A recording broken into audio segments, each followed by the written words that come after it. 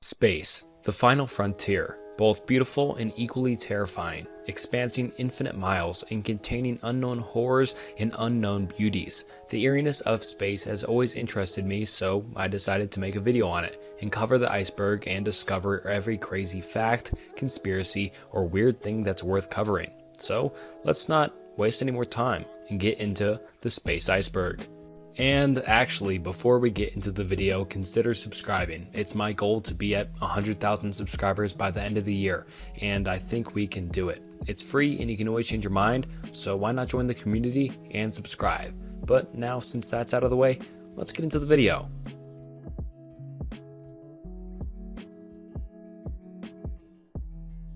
Alright, let's just dive straight into the iceberg, starting off with Tier 1 and the first entry being the 8 planets. Our solar system consists of 8 different planets. Closest to the Sun is Mercury, the smallest planet, followed by Venus, often called Earth's sister planet due to their similar size and composition.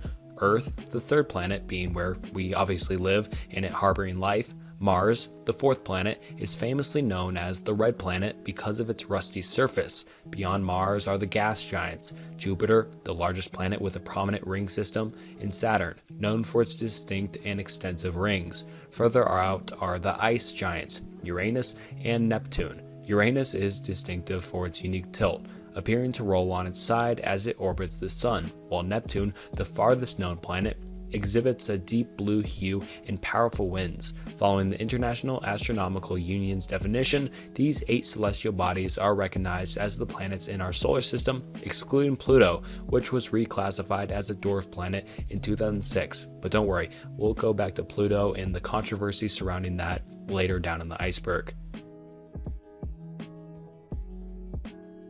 The Sun. The Sun is the center of our solar system and obviously what shines bright in the sky every single day. A massive luminous sphere of hot plasma primarily composed of hydrogen and helium. It's by far the most significant object providing light and heat essential for life on Earth. It's located at the heart of our planetary system, and its gravitational pull holds all the planets, moons, asteroids, and other objects in orbit around it. This enormous star is about 4.6 billion years old and is in its stage of its life cycle, where nuclear fusion reactions in its core produce energy. These reactions generate intense heat and light that radiates into space, influencing the climate and conditions on all planets within its gravitational influence. The Sun's surface temperature is approximately 5,500 degrees Celsius, and for most Americans, 9,932 degrees Fahrenheit. While its core temperature exceeds millions of degrees Celsius due to the incredibly high pressure nuclear fusion occurring there. Additionally, the Sun's energy drives weather patterns, ocean currents, and the overall climate on Earth, making it one of the most important things in all of existence because it obviously makes life possible. There is no air in space. Pretty obvious, but let's cover it anyways. There is no air in space. In the vast expanse of space, there exists a near total absence of matter, including air. Between celestial bodies, such as planets and moons, space is essentially a vacuum, devoid of an atmosphere. Earth's atmosphere gradually thins out and dissipates as you move away from the planet, eventually merging into the vacuum of space. This lack of atmosphere means that there's no air to support life as we know it.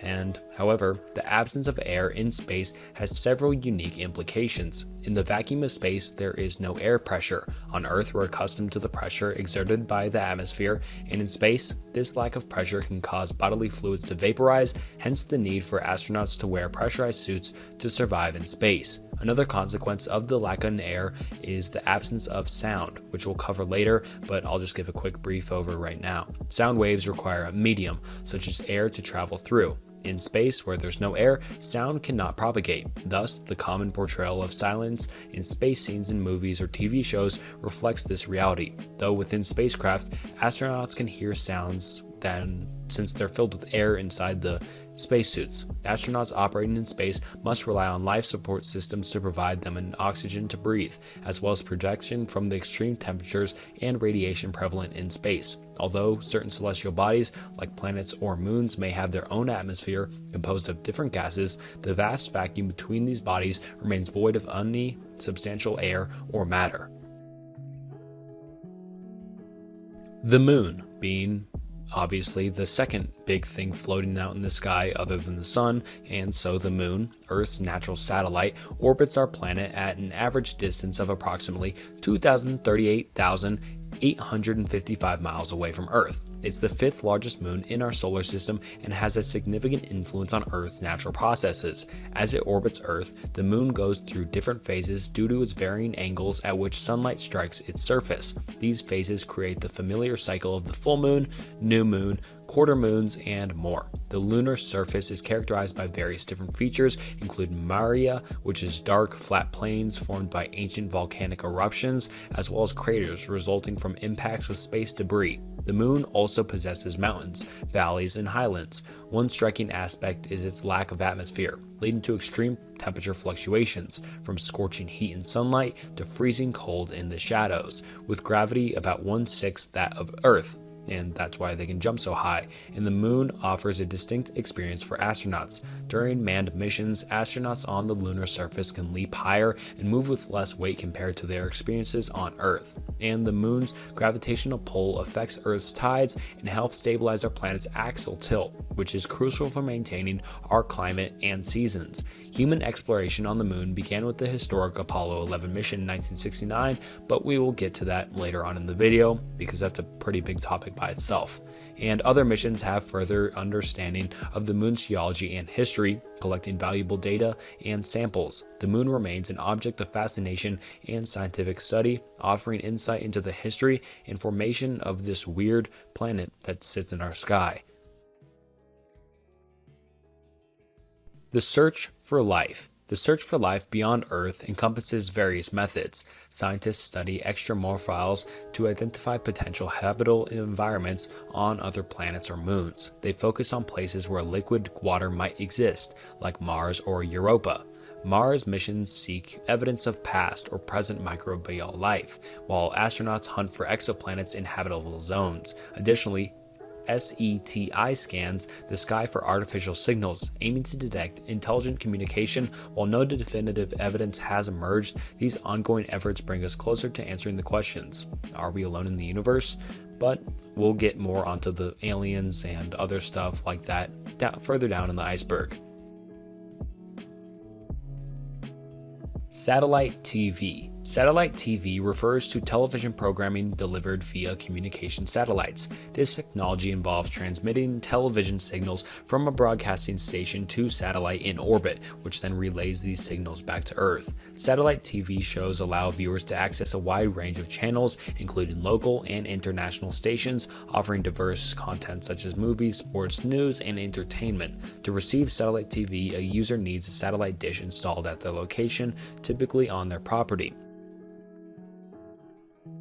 Neil Armstrong was an American astronaut and the first person to walk on the moon. On July 20th, 1969, during the Apollo 11 mission, Armstrong took a historic step onto the lunar surface and uttered the famous words, "That's one small step for man and one giant leap for mankind." Born on August 5, 1930 in Waukesha, Ohio, Armstrong developed an early interest in aviation. He served as a U.S. Navy pilot and later joined NASA in 1962. His extraordinary piloting skills, coupled with his engineering knowledge, made him an essential part of the space program. Armstrong's historic moon landing was a culmination of years of scientific advancement and collective efforts of the NASA team, and his steps on the lunar surface marked a monumental achievement in human history, demonstrating American technological prowess in the space race and fulfilling President John F. Kennedy's goal of landing humans on the moon before the end of the 1960s. Following his mission to the moon, Armstrong continued to work in various roles, including teaching aerospace engineering and serving on various boards and committees. He passed away on August 25, 2012, leaving behind a legacy of courage, exploration, and inspiration as the first person to set foot on the moon. Although, what do you think? Do you think he really went to the moon? Or he really didn't? One of my favorite conspiracy theories, but that's a whole rabbit hole for maybe a whole different video. Yeah, but let me know what you think about that conspiracy in the comments below. Killer asteroids, also known as potentially hazardous objects, otherwise known as PHOs, are celestial bodies such as asteroids or comets that have the potential to collide with Earth with devastating consequences. These objects range in size, and larger ones could cause catastrophic effects upon impact due to their kinetic energy. An impact from a substantial asteroid or comet could trigger regional or global devastation, leading to mass extinctions and significant environmental damage. Efforts to detect and monitor these near-Earth objects are ongoing. Several observatories and space agencies around the world track and catalog these objects, aiming to predict these trajectories and assess the potential risks they pose to our planet. Organizations like NASA are dedicated to identifying and characterizing potentially hazardous asteroids to mitigate any potential threats. Various strategies have been proposed to address the potential impact of killer asteroids. These include developing early warning systems, devising methods to alter their trajectories, and exploring means to mitigate the damage caused by their potential impact. Alright, now on to Tier 2, starting off with the Space Shuttle, a pioneering and iconic spacecraft developed and operated by NASA, served as a versatile transportation system for space missions, consisting of the orbiter, solid rocket boosters, and external tank. The Space Shuttle enabled astronauts and cargo to be ferried to and from space. The orbiter, the primary component that carried crew and payload, safely returned to Earth after missions, distinguishing it as a reusable spacecraft. This program, active from 1981 to 2011, facilitated an array of missions including satellite deployment, scientific research, construction and maintenance of the International Space Station, and as well as servicing the Hubble Space Telescope. However, due to the safety concerns, high operational costs, and aging hardware, the Space Shuttle program was retired. Yuri Gagarin was a Soviet cosmonaut and the first human to journey into outer space. On April 12, 1961, aboard the Voskhod 1 spacecraft, Gagarin made history by completing a single orbit around the Earth, marking a significant milestone in space exploration. Born on March 9, 1934 in the village of Klushino, Russia, Gagarin's spacecraft lasted around 108 minutes. His spacecraft orbited the Earth at the altitude between 143 and 203 miles during the flight. He famously radioed back the phrase "Poyakali," or "Let's go," to ground control, signifying the beginning of an era of human space travel.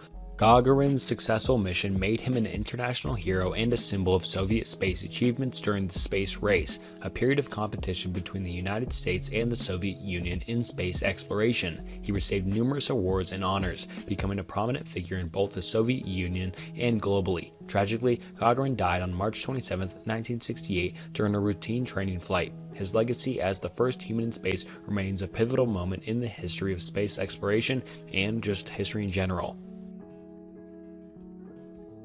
The Big Bang Theory stands as the prevailing explanation for the origins and development of the universe. Approximately 13.8 billion years ago, it suggests that the cosmos began as an extremely hot and dense singularity before expanding rapidly. This expansion led to the formation of matter and energy and the eventual creation of galaxies, stars, and the structures observed in today's universe. Evidence supporting this theory includes the presence of a cosmic microwave background radiation, a pervasive, uniform remnant of the universe's early stages. The theory continues to serve as a foundational framework in cosmology, shedding light on the universe's evolution, even though questions about the initial singularity or what might have preceded it remain areas of ongoing scientific inquiry and exploration. Space has no sound. In the vast vacuum of space, sound, as we typically understand it, cannot be transmitted. Sound waves require a medium, like air, water, or solids, to travel and be perceived by our ears. In the absence of a medium, such as a near-perfect vacuum of space, there's no air or matter to carry sound waves, resulting in silence. While space itself is devoid of sound, space missions or videos often portray sounds for the benefit of viewers or for technical purposes. For instance, sound effects might be added for documentaries, films, or simulations to represent what scientists theorize such a phenomena might sound like if they were audible. However, within spacecraft, there is air and thus sound. Astronauts can communicate and hear sounds within the confined, controlled environments of their spacecraft, as they are filled with air or other gases necessary for life support. But in the vastness of space between celestial bodies, there's no medium for sound to travel, creating a notably silent environment. Pluto is a planet. Going back to our first entry in the iceberg and how I said there's kind of a controversy surrounding, is Pluto a planet or is it not? And let's get into it. The status of Pluto as a planet has been a subject of debate and controversy in the field of astronomy. For many years, Pluto has considered the ninth planet in our solar system after its discovery in 1930. However, in 2006, the International Astronomical Union redefined the criteria for classifying celestial bodies and established three essential conditions for an object to be considered a planet. Number 1, it must orbit the sun. Number 2, it must be spherical in shape due to its gravity. Number 3, it must have cleared its orbit or of other degrees in objects. And Pluto meets this first two criteria as it orbits the sun and is spherical. However, it does not meet the third criterion, as it shares its orbit with other objects in the Kuiper belt, a region beyond Neptune populated by numerous icy bodies. Consequently, the IAU reclassified Pluto as a dwarf planet in 2006. This decision causes significant change in the understanding of what defines a planet, leading to Pluto no longer being considered one of the 8 recognized planets in our solar system. Despite this reclassification, the debate and sentiments surrounding Pluto's status as a planet persist among some scientists, educators, and the public, with ongoing discussions about the criteria and classification of planets in our solar system. The ISS, the International Space Station, stands as a collaborative endeavor among various space agencies worldwide, including NASA, Roscosmos, ESA, JAXA, and CSA. It orbits the Earth at an average altitude of about 250 miles, moving at a speed about 17,500 miles per hour. Each orbit around the Earth takes approximately 90 minutes, allowing the crew to witness 16 sunrises and 16 sunsets each day, functioning as a multidisciplinary research laboratory. The ISS conducts scientific experiments in diverse fields like biology, physics, astronomy, and material science. The data it collects provides valuable insights into human physiology in space, technological advancements, and Earth-related studies, among other subjects. This ongoing research aims to benefit life on Earth and inform future space missions. The ISS symbolizes international cooperation, with modules and components contributed by different nations. Constellations, formations of stars in the night sky that create recognizable shapes or patterns, have been observed and utilized by various cultures for thousands of years, serving as tools for navigation, storytelling, and time tracking. These patterns offer a sense of familiarity and orientation in the vastness of the night sky, named after mythological figures, animals, objects, or characters from ancient tales. Constellations include recognizable formations such as Orion, Ursa Major, which contains the Big Dipper, and Leo. Traditionally, the International Astronomical Union, otherwise known as the IAU, recognized 88 different constellations, dividing the celestial sphere to cover the entire sky, offering distinct sections. While the stars within a constellation may seem close together when viewed from Earth, they might be a vast distance from each other in actual space. Their apparent proximity is the result of Earth's light of sight and perspective. Constellations historically played a crucial role in navigation, aiding travelers and sailors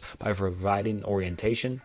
And in modern astronomy, these groupings continue to serve as markers to pinpoint and locate positions in the night sky, aiding astronomers and stargazers in their observations and studies. These formations carry both cultural and scientific significance, weaving a rich tapestry of traditional and understanding across various different civilizations and historical periods.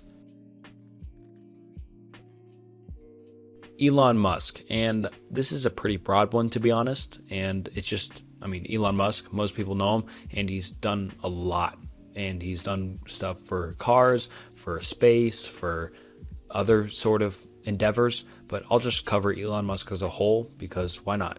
Then you'd know who Elon Musk is. Elon Musk, the renowned entrepreneur and business magnate, has made significant strides in various cutting-edge technological sectors. Born on June 28, 1971 in Pretoria, South Africa, Musk has been a driving force in several transformative ventures. Co-founding Tesla, he aims to revolutionize the automotive industry by promoting electric vehicles and substantial energy solutions. Tesla's electric cars and energy storage products have played a crucial role in advancing the global shift towards renewable energy. In addition to Tesla, Musk founded SpaceX, which I think this is actually referring to because, this is a space iceberg and SpaceX. But SpaceX is a company focused on reducing space transportation costs and enabling human settlement on Mars. SpaceX has achieved numerous milestones, such as sending cargo to the International Space Station and developing spacecraft for crewed missions. Musk's vision also extends to innovative projects like Neuralink, exploring brain-computer interface technology in The Boring Company, which seeks to address urban transportation challenges through tunnel systems and high-speed transit. Elon Musk's ambitious pursuits and groundbreaking initiatives have left a lasting impact on diverse sectors, including automotive, aerospace, energy, and technology. The sun will die someday. And this entry seems more fitting for my existential crisis iceberg, but this is space and the sun will die someday, so let's just cover it. Indeed, the sun, like any other star, has a finite lifespan. As a main sequence star, the sun's energy is produced through nuclear fusion in its core, primarily converting hydrogen into helium. Over time, the sun steadily burns its hydrogen fuel and it will eventually exhaust its primary fuel source. As the sun ages, it will undergo significant changes. In about 5 billion years, it will enter a phase known as a red giant phase. During this stage, the sun will expand and become many times larger than its current size. It will engulf and destroy the inner planets, including Earth. So everything we've ever done and ever will do will technically just be burned up one day. Unless we move to a different galaxy, of course, but that's where kind of the existential crisis comes, because does everything we do not matter because it will just be burned up? But I'll leave that depressing stuff off to the side and maybe for a different video. This remnant core will significantly denser than the current sun, but it will no longer produce nuclear fusion, leading to a slow cooling and fading process over billions of years. While the sun's life cycle extends far beyond the human timescale, its eventual fate as a dwarf white marks the conclusion of its active life as a main sequence star. This natural life cycle of stars, including our sun, is an integral part of the universe's cosmic evolution. Curiosity rover. The Curiosity rover, part of NASA's Mars Science Laboratory mission, embarked on its journey to Mars, landing in Gale Crater on August 6, 2012, after its launch in November 2011. This sophisticated robotic vehicle stands out as a significant advancement in Martian exploration. Equipped with a suite of scientific instruments designed to study the red planet's geological features and its potential habitability, weighing approximately 2,000 pounds, the rover is larger than its predecessors and hosts various tools, including cameras, a rock drill, and laser for chemical analysis, an array of scientific instruments for comprehensive experimentation. Initially planned for a 2-year mission, the Curiosity rover has far surpassed its expected operational lifetime and continues to operate effectively, making substantial discoveries. Among its significant findings are indications of an ancient stream bed, meaning that there was someday water on the Mars, which just blows me away because it's kind of crazy that water was there one day. Also excites me to see what we're going to find in the future. The presence of organic molecules and evidence supporting the potential habitability of past Martian environments. This technological marvel, showcasing advancements in navigation, scientific analysis, and communication capabilities, continues to be a pivotal asset in NASA's extensive exploration and scientific investigations on the Martian surface. We choose to go to the moon. We choose to go to the moon is a famous line from President John F. Kennedy's speech derived on September 12, 1962, at Rice University in Houston, Texas. In this pivotal address, Kennedy passionately outlined the vision and commitment of the United States to undertake the monumental challenge of landing a man on the moon and returning him safely to Earth within the decade. The speech was a critical moment in the space race in a larger context of the Cold War between the United States and the Soviet Union. Kennedy's announcements rallied national support and sparked by the Apollo program, ultimately leading to the successful lunar landing of Apollo 11 on July 20, 1969. Kennedy's vision and determination became a symbol of American ambition and technological prowess, demonstrating the nation's capacity for innovation and exploration. The Apollo 11 mission, culminating in astronaut Neil Armstrong's historic first steps on the lunar surface, remains a milestone in human history.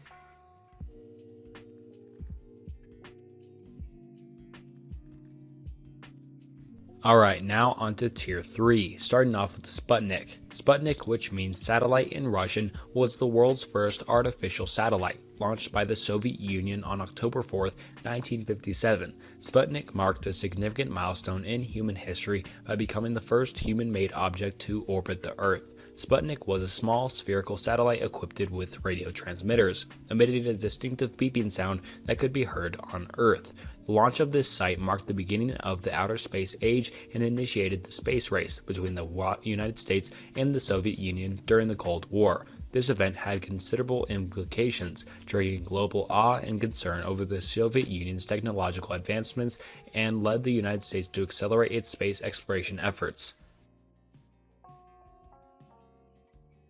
Simulation hypothesis is a thought-provoking concept that suggests our reality might be a computer-generated simulation rather than an objective physical existence. It proposes that everything we perceive, including the universe, our consciousness, and experiences, could be akin to a highly advanced computer simulation. Advocates of this idea draw parallels between our increasing capabilities in computer science and the potential for advanced civilizations to create a detailed and realistic simulation of an entire universe. Proponents of the hypothesis point to anomalies or limitations in our understanding of reality as potential indicators of a simulated existence. They often reference unexplained phenomena in quantum physics or cosmology as possible evidence of glitches or artifacts within the supposed simulation. Exoplanets, or extrasolar planets, are celestial bodies outside our solar system orbiting stars other than the Sun. These distant worlds are a subject of intense interest and study in astronomy, offering insights into the diversity and prevalence of planets in the cosmos. Detecting exoplanets involves various different methods, including observing the dimming of a star's light as a planet passes in front of it, detecting the star's wobble due to orbiting planet's gravitational pull, direct imaging, or gravitational microlensing. These exoplanets exhibit vast diversity in terms of size, composition, and orbital characteristics. Some are rocky and comparable in size to Earth, while others are much larger, potentially being gas giants or even free-floating rogue planets. Understanding these variations is crucial in unraveling the complex nature of planetary systems beyond our own. Of particular interest are exoplanets located within the habitable zone of their host stars. The habitable zone is a region where conditions may support the existence of a liquid water on the planet's surface, considered a key factor in assessing a planet's potential to harbor life. The study and discovery of exoplanets continue to expand rapidly, with thousands confirmed and numerous potential candidates identified. These ongoing investigations broaden our understanding of planetary formation, evolution, and the prospect of finding habitable worlds beyond our own solar systems. Uranus is sideways. Uranus is often referred to as a sideways planet due to its unique tilt. Unlike most other planets in our solar system, which have relatively upright rotations as they orbit the Sun, Uranus spins on its side. Its axis of rotation is nearly parallel to the plane of its orbit around the Sun. This extreme tilt causes the planet to appear as if it's rolling on its side as it orbits the Sun. In essence, Uranus essentially rotates on its side, with its pole nearly in the plane of its orbit. This peculiarity results in extreme seasonal variations on Uranus, where each pole experiences about 42 years of continuous sunlight, followed by 42 years of darkness during its orbit around the Sun. The cause of Uranus's extreme axial tilt remains the subject of scientific investigation and different theories, possibly resulting from a collision with a massive object early in the planet's history. The speed of light. And I'm not sure what this is really referring to, whether it's just saying how fast speed goes, but I'll just try to cover it broadly. And the speed of light in a vacuum, denoted by c, is approximately 2,999,792 kilometers per second, or about 186,282 miles per second. In scientific notation, it is roughly 3 to times the 10th to the 8th power meters per second. This speed, recognized as a fundamental constant in physics, is the maximum speed at which all energy, matter, and information can travel in the universe. According to Einstein's theory of relativity, light, as electromagnetic radiation, travels at its fixed speed in a vacuum, and nothing with mass can reach or exceed it. The speed of light is a cornerstone in physics, forming the basis of various theories and concepts, such as the relationship between energy and mass, which is the famous E=mc² equation, and our understanding of the structure of space and time. This constant speed is essential in shaping our understanding of the universe and plays a fundamental role in numerous scientific disciplines. Age of the universe. The estimation of the age of the universe, currently around 3.8 billion years old, is derived from various observations and scientific models, primarily based on the concept of the Big Bang Theory, which we covered earlier. And the age determination involves studying the expansion rate of the universe, the cosmic microwave background radiation, and the distribution and behaviors of galaxies. Black holes. Black holes are enigmatic cosmic entities characterized by their incredibly strong gravitational pull, so intense that even light cannot escape from their vicinity, due to an area called the event horizon. They form from the collapsed cores of massive stars, where the force of gravity overwhelms the internal pressure, leading to an infinitely dense singularity at the center. Black holes come in various sizes, with stellar, supermassive, and intermediate black holes being the primary classifications. Their presence is often inferred through the effect that they have on nearby objects, as they bend the path of light and matter due to their immense gravitational force. While their direct observation is challenging, scientists study them through the observation of their impact on surrounding matter, furthering our understanding of the laws of physics under extreme conditions and the dynamics of the universe.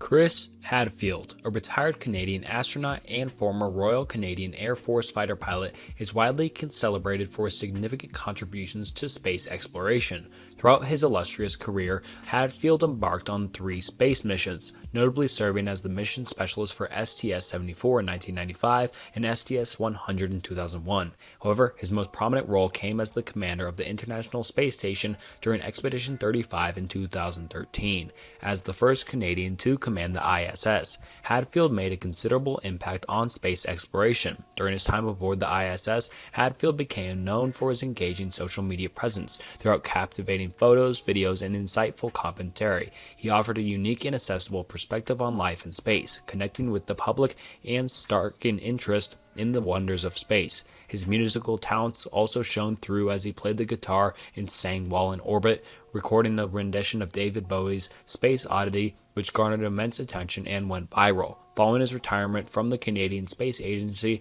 Hadfield ventured into public speaking and writing. His books, including An Astronaut's Guide to Life on Earth and You Are Here Around the World in 92 Minutes, provide personal insights into space travel and offer valuable life lessons. Beyond his literary pursuits, Hadfield remains a passionate advocate for space exploration, frequently engaging in public events, educational programs, and media appearances to inspire and educate audiences about the significance of space and science. Venus backwards. Venus, spelled backwards, is Sun V. And that's all I have for this one. I don't really know what else to do for this unless I'm missing something. But Sun V, and V being the Roman numeral, I'm pretty sure, for 5. So Sun 5, maybe? I don't know. Let me know if you know anything more about this in the comments below. Michael Collins, a distinguished American astronaut, made a big mark on space exploration on the command module pilot for the historic Apollo 11 mission in 1969. During this groundbreaking mission, while Neil Armstrong and Buzz Aldrin descended to the lunar surface, Collins skillfully piloted the command module, orbiting the moon alone in the spacecraft named Columbia. His crucial role involved overseeing the mission's success by ensuring communication with Earth, monitoring systems, and waiting for the return of his fellow astronauts after their iconic moonwalk, which marked the first steps on the lunar surface. Collins' responsibilities as the command module pilot were vital for the safe return of the crew to Earth, underscoring his essential contribution to the success of the mission. Before joining NASA, Collins had a notable career in the United States Air Force, where he served as a test pilot. He became an astronaut in 1963 and flew into space twice. After the Apollo 11 mission, he continued working for NASA in various capacities until his retirement in 1970. Subsequently, Collins delved into writing, notably penning a memoir titled Carrying the Fire, which offered an intimate and insightful portrayal of his experiences in the space program. His book remains highly regarded for its personal accounts and reflections on his journey through the Apollo missions and the world of space exploration. Michael Collins' significant role in Apollo 11 and his subsequent contributions to public understanding of space exploration through his writings have cemented his legacy as an esteemed astronaut and a key figure in the history of space exploration. The moon is drifting away. Yeah, the moon is actually gradually moving away from Earth. This phenomenon is known as lunar recession. The moon's distance from the Earth is increasing at a rate of about 1.5 inches per year. This movement is caused by tidal forces between the Earth and the moon. Tidal forces are a result of gravitational interactions. As the moon orbits the Earth, its gravitational pull causes the Earth's oceans to bulge, creating tides. Simultaneously, the Earth's gravity exerts a force onto the moon. Over time, this interaction causes a transfer of energy between the Earth and the moon. As a consequence of these tidal forces, the Earth's rotation is gradually slowing down while the moon's orbit is expanding. This process leads to the moon moving away from Earth. It's estimated that around 1.4 billion years ago, the average distance between the Earth and the moon was significantly closer than it was today. However, the rate at which the moon is moving away from the Earth is not constant and can be affected by different factors, including changes in the Earth's rotation, interactions with other celestial bodies, and more complex gravitational dynamics. Nonetheless, in the present era, the moon's recession from the Earth is a gradual but ongoing process. Center of the galaxy. At the center of most, if not all, galaxies lies a supermassive black hole. These cosmic entities are incredibly dense and possess immense power. And yeah, that's all I have. Satellites orbit Earth. Satellites orbiting the Earth serve a multitude of purposes, each type designed for specific functions and placed in distinct orbits. Geostationary satellites positioned at an altitude of approximately 22,000 miles above the equator remain fixated relative to the Earth's surface. These satellites facilitate crucial tasks such as telecommunications, broadcasting, and weather monitoring, providing continuous coverage over a specific region. In contrast, low Earth orbit satellites travel at lower altitudes, ranging from about 100 to 1,200 miles above the Earth. They move at a higher speed compared to geostationary satellites, enabling applications in Earth's observation, scientific research, and some communication services, including satellite-based internet. Additionally, medium Earth orbit satellites positioned between LEO and geostationary orbits are particularly utilized for navigation systems such as Global Positioning System, which is otherwise known as GPS. Polar orbiting satellites traverse the Earth from pole to pole, offering global coverage for various functions like weather monitoring and environmental observations. These satellites are launched into space by rockets and placed into specific orbits based on their intended roles, operating with onboard systems to maintain their positions and orbits. These satellites play a vital role in modern society, facilitating global communication, aiding navigation systems, monitoring weather patterns, contributing to scientific research, and supporting diverse technological advancements. Space Shuttle disasters. The Space Shuttle program, renowned for its achievements, encountered two devastating disasters that shook the space exploration community. The Challenger disaster on January 28, 1986, saw the tragic loss of the entire 7-member crew. A critical failure in the O-ring, allowing hot gases to escape from a solid rocket booster, led to the catastrophic explosion of the Challenger only 73 seconds after liftoff. The incident highlighted significant technical and organizational deficiencies, causing NASA to suspend the program for an extensive period to conduct thorough investigations and implement corrective measures to ensure enhanced safety and reliability. Subsequently, the Space Shuttle Columbia faced a catastrophic fate on February 1, 2003. During its re-entry into Earth's atmosphere, the shuttle disintegrated due to the damage sustained on launch. A piece insulating foam from the external fuel tank struck the orbiter's left wing, resulting in critical damage to the thermal protection system. This allowed superheated gases to breach the wing during re-entry, leading to the tragic loss of all 7 crew members. Apollo 13. The Apollo 13 mission, launched on April 11, 1970, was the seventh crewed mission in NASA's Apollo space program and was intended to be the third lunar landing attempt. This crew consisted of Commander James Lovell, Command Module pilot John Swigert, and Lunar Module pilot Fred Hayes. However, the mission encountered a near-catastrophic emergency when, 2 days after liftoff, an oxygen tank in the service module exploded, causing the spacecraft's main power, water, and oxygen to be compromised. This explosion also damaged other systems critical for the spacecraft's function. The crew heard a loud bang and felt a vibration, and shortly after, instruments showed up that the spacecraft losing oxygen rapidly. Facing a life-threatening situation, the crew, with the help of Mission Control, worked tirelessly to conserve power, heat, and water, while fashioning a makeshift carbon dioxide removal system using materials on board the spacecraft. The command module was shut down and the crew transferred to the lunar module, which was used as a lifeboat. Their goal shifted from a lunar landing to a safe return to Earth. The LM was used as a lifeboat to provide the crew with necessary resources for survival and a means to control their return trajectory. They executed a critical engine burn on the far side of the moon to enable the spacecraft's trajectory to return to Earth. Despite numerous challenges, the crew successfully splashed down in the Pacific Ocean on April 17, 1970. The mission, although a failure in its original goal of landing on the moon, is widely regarded as a success failure due to the safe return of the astronauts under extremely difficult circumstances.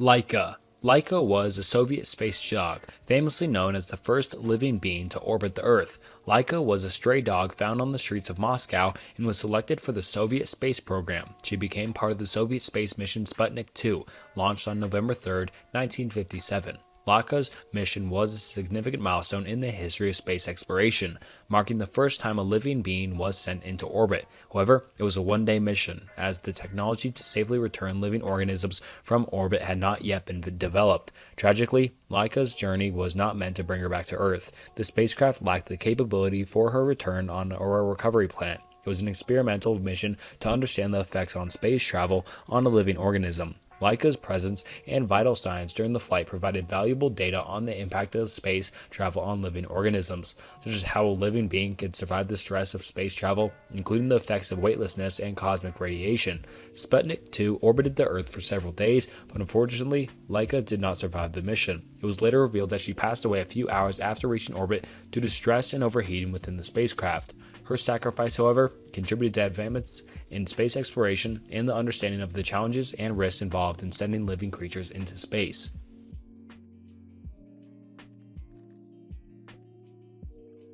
Alright, now on to Tier 4, starting off with the tyranny of the rocket equation.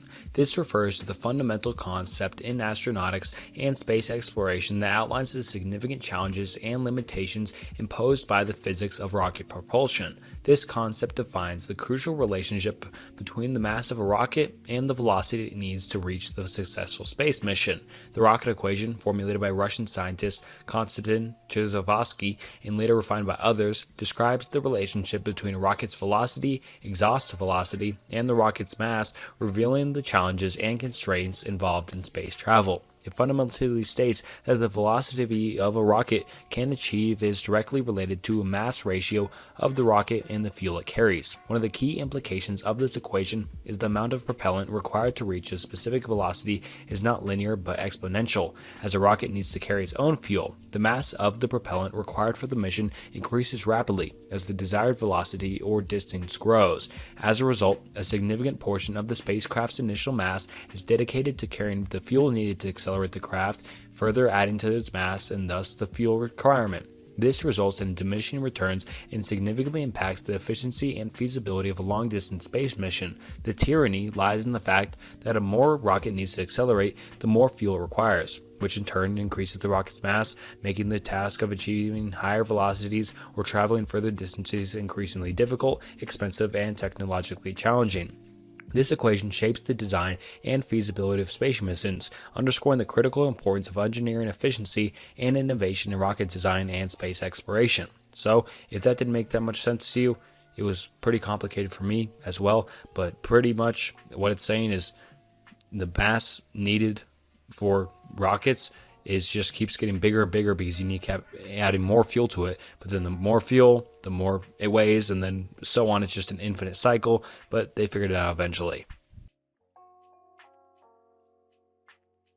Historic supernova. One of the most famous historic supernova is known as the supernova 1054, which led to the creation of the Crab Nebula. This supernova was a cataclysmic explosion of the star that was observed by astronomers and recorded in historical documents in the year 1054. This event resulted in the formulation of a nebula, initially observed recorded by Chinese astronomers as a guest star, visible in the daytime sky for almost a month. It was so bright that it was visible in the night sky for almost 2 years. Astronomers from various cultures, including Chinese, Japanese, Native American, and Arab astronomers, documented this sudden appearance of a new celestial object. The remnant of this supernova, known as the Crab Nebula, continues to be a prominent astronomical object visible in the constellation Taurus. It is an expanding cloud of gas and dust resulting from the explosion, and it remains an important object to study for astronomers, offering insights into the life cycles of stars and the mechanisms behind supernova explosions. Supernova 1054 is known for a few historically recorded supernova,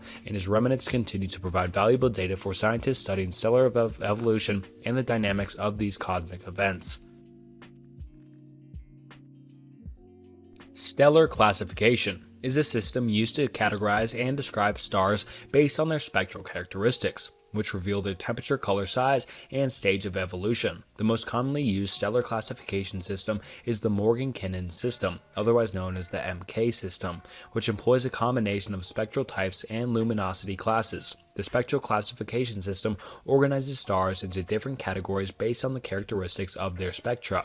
The spectral classes and types are denoted by letters, which are O, B, A, F, G, K, and M, which represent the temperature and color of the stars. Each spectral type is further divided into subclasses indicated by numerical value through 0 through 9. The sequence from hottest to coolest is O, B, A, F, G, K, and M, with O-type stars being the hottest and M-type stars being the coolest. Another aspect of classification is the luminosity class, which characterizes stars based on their size and brightness. He uses Roman numerals, which are, 1, 2, 3, and then the I4, and then the IV, and then so on, to represent different stages of stars' evolution and size, ranging from supergiants to main sequence stars to dwarfs. For example, our Sun is classified as a G2V star, signifying a G-type star of moderate temperature and size in the main sequence. In addition to the main classes, there are less common spectral types, such as L, T, and Y, which are used to classify brown dwarfs and other celestial objects. This classification system helps astronomers understand the properties, behavior, and evolutionary stars of other stages, enabling them to identify and characterize stars based on their unique characteristics observed in their spectra. And I know the last two entries so far have been pretty, in-depth and more scientifical and stuff like that. And it won't be like that through the rest of the Iceberg, but there is a few of these littered throughout this. TV static. In the context of outer space, the term TV static is sometimes used as a metaphor to describe certain cosmic phenomena. It's an attempt to illustrate the appearance of the background radiation or faint speckled patterns that can be observed in space when scientists study cosmic microwave background radiation or the distribution of matter across the universe. Cosmic microwave background radiation is a faint glow of radiation that permeates the entire universe. It is remnant of the early universe, originating from about 380,000 years after the Big Bang, when the universe became transparent to light. This radiation is observed in all directions and represents the oldest light in the universe. When described as TV static, it's an analogy used to depict the visual appearance of this faint radiation. Like the random noise or grainy pattern seen in TV static, cosmic microwave background radiation appears as a seemingly random pattern when visualized through detectors and instruments used by astronomers. This radiation provides essential clues about the early universe's structure, the formation of galaxies, and the age of the cosmos. Cosmic rays. Cosmic rays are high-energy charged particles originating from space that travel through the universe at nearly the speed of light. They consist of atomic nuclei, mostly protons and atomic nuclei from various chemical elements, as well as some from electrons, positrons, and other subatomic particles.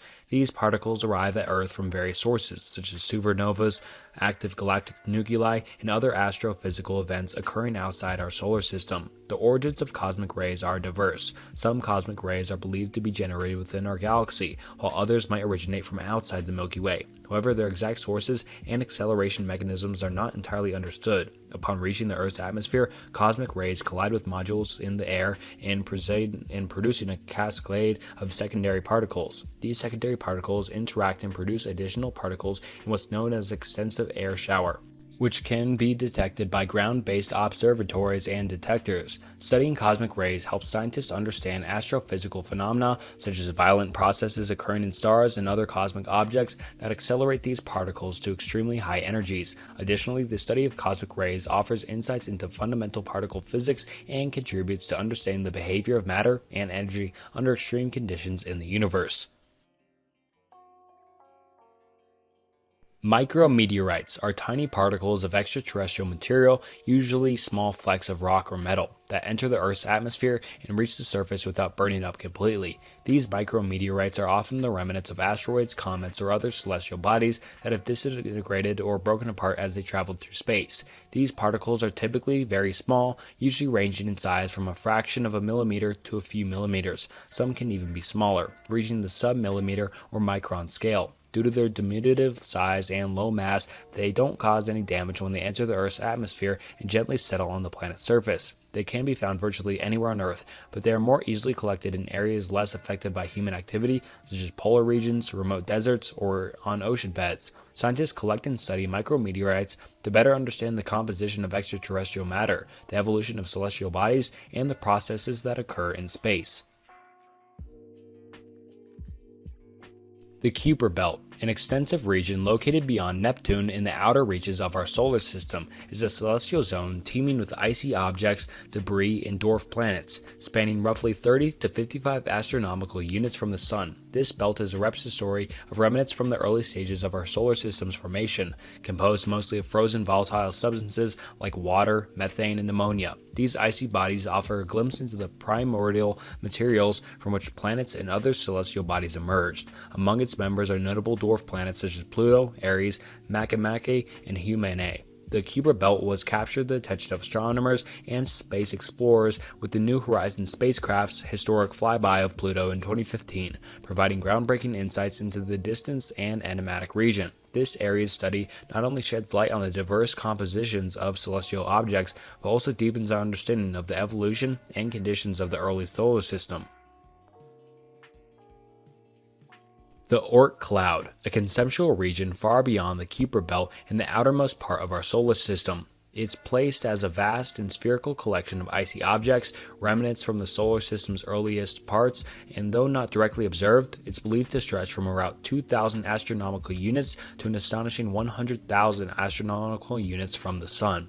This hypothetical expanse is composed of icy debris, likely containing frozen volatiles such as water, ammonia, and methane, remnants from the solar system's formative years. The Oort cloud is theorized to be the source of long-period comets, though the orbital periods extending from hundreds or even thousands of years, which occasionally venture closer to the Sun due to the gravitational disturbances or interactions with passing stars. Despite its speculative nature, the theoretical presence of the Oort cloud provides an explanation for the origin of the long-period comets and essential insights into the early evolutionary stages and dynamics of the solar system. Antimatter. Antimatter is a material composed of antiparticles. These have the same mass as particles of ordinary matter, but have opposite charge and properties, such as lepton and baryon number. Encounters beyond a particle and antiparticle led to both of them being destroyed. So basically every particle that's positive that we can see, there's just an opposite one that's the exact same. So pretty simple. Corned beef sandwich. And I'm not really sure what this entry is even referring to. I couldn't find that space missions follow a corned beef sandwich diet or anything like that. So if anyone knows anything about corned beef sandwich in space or outer space, let me know. The Fermi paradox, and I personally love this just paradox and idea as a whole, and I might make a video on it someday, because it's just so thought-provoking about why there hasn't been any extraterrestrial civilizations found, but let's get into the century and the extraterrestrial civilizations about the lack of evidence or contact with such civilizations. Named after the physicist Enrico Fermi, the paradox possesses the question: if there's a high likelihood of advanced extraterrestrial civilizations in our vast universe, why haven't we detected or encountered any yet? This apparent paradox revolves around several key considerations: the vastness of the universe. The universe is immense, hosting billions of galaxies, each containing billions of stars, many of which are likely to have Earth-like planets. The probability of habitable planets and potential extraterrestrial life appears high, and the abundance of time. Given the vast age of the universe, many civilizations could have arisen and potentially developed advanced technology long before human civilization. Some of these civilizations might have ample time to advance technologically and explore the cosmos. Lack of evidence. Despite extensive searches, we have not found any evidence of extraterrestrial civilizations, such as radio signals, artifacts, or other signals of advanced technology. Various hypotheses and explanations attempt to address the Fermi paradox, including the possibility that extraterrestrial civilizations might just be really rare, that they might be deliberately avoiding contact, or that advanced civilizations might destroy themselves before making contact. Additionally, it's plausible that our current technological capabilities are insufficient to detect any other civilizations, or that the distances between stars and galaxies are simply too vast for direct contact or communication. The Fermi paradox stimulates discussions and ongoing research in fields such as astronomy, astrobiology, and SETE, which is the search for extraterrestrial intelligence.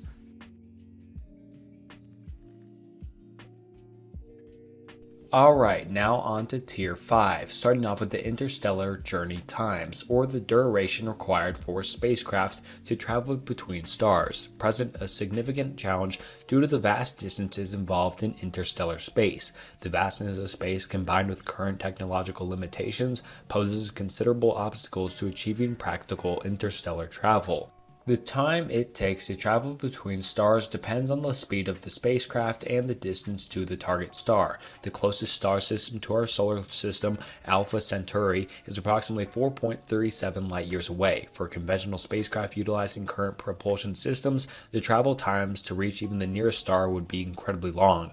For instance, Proxima Centauri, the closest known exoplanetary system, is around 4.24 light-years away. At the speed of current spacecraft, such as the Voyager 1, which travels at about 17 kilometers per second, it would take over 70,000 years to reach the star. Hypothetically, if a spacecraft were able to achieving a significant fraction of the speed of light, say 10%, the travel time to Proxima Centauri would still be around 40 years. Achieving faster than light travel, as seen in science fiction, is currently beyond our scientific understanding, and technology and theoretical concepts such as wormholes or warp drives have been explored, but their feasibility and practical implementation remain highly speculative and reliant on hypothetical physics.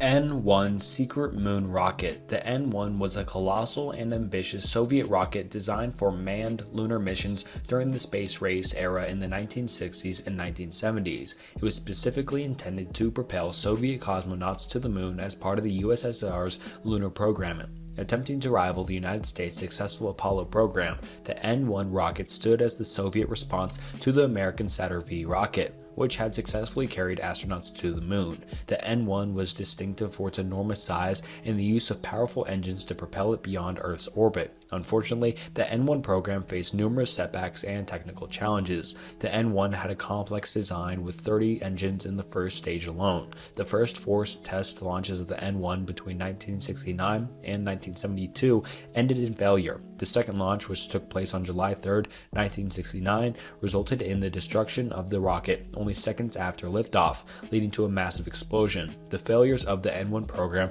coupled with the success of the American Apollo program, resulted in the Soviet Union ultimately abandoning its lunar ambitions. Following the multiple failures and the success of the American Apollo 11 mission that landed the first humans on the moon, the Soviet Union shifted its focus toward other space missions, including space stations and unmanned exploration. The N-1 rocket's failures contributed to the cancellation of the Soviet manned lunar program and represented a significant setback in the USSR's quest for lunar exploration during the space race. Lost Cosmonauts Conspiracy Theory. The Lost Cosmonauts Conspiracy Theory revolves around the idea that the Soviet Union had allegedly launched cosmonauts into space before Yuri Gagarin's historical flight in 1961, but these missions were concealed or ended in disaster, leading to the loss of the astronauts' lives. This theory suggests that the Soviet space program might have hidden unsuccessful space missions or accidents involving cosmonauts to maintain an image of success in the space race against the United States. The theory gained traction after the collapse of the Soviet Union, when some individuals claimed to have intercepted or heard secret transmissions from failed or lost Soviet space missions using amateur radio equipment. These alleged intercepted transmissions purportedly suggested that other cosmonauts might have been sent into space prior to Gagarin's successful mission that never returned. However, mainstream historians, space experts, and many in the scientific community consider the lost cosmonauts theory as lacking substantial evidence and credibility. There's no solvable, verifiable proof, but who knows? Maybe there was lost cosmonauts somewhere out there in space. Dark matter, a mysterious and invisible substance, represents a significant portion of the universe's mass. It does not emit, absorb, or reflect light, making it undetectable by traditional means. However, its presence is inferred from its gravitational effects on galaxies, galaxy clusters, and the large-scale structure of the universe. Although undetectable directly through telescopes, dark matter influences visible matter gravitationally, playing a pivotal role in holding galaxies together and affecting the motion of stars within them, as well as the motion of galaxies in the clusters. Its cosmological significance lies in its believed impact on the formation of galaxies and other cosmic structures. The quest to understand dark matter includes various different experiments, astronomical observations, and simulations aimed at identifying its constituents and unraveling the mystery surrounding this enigmatic substance.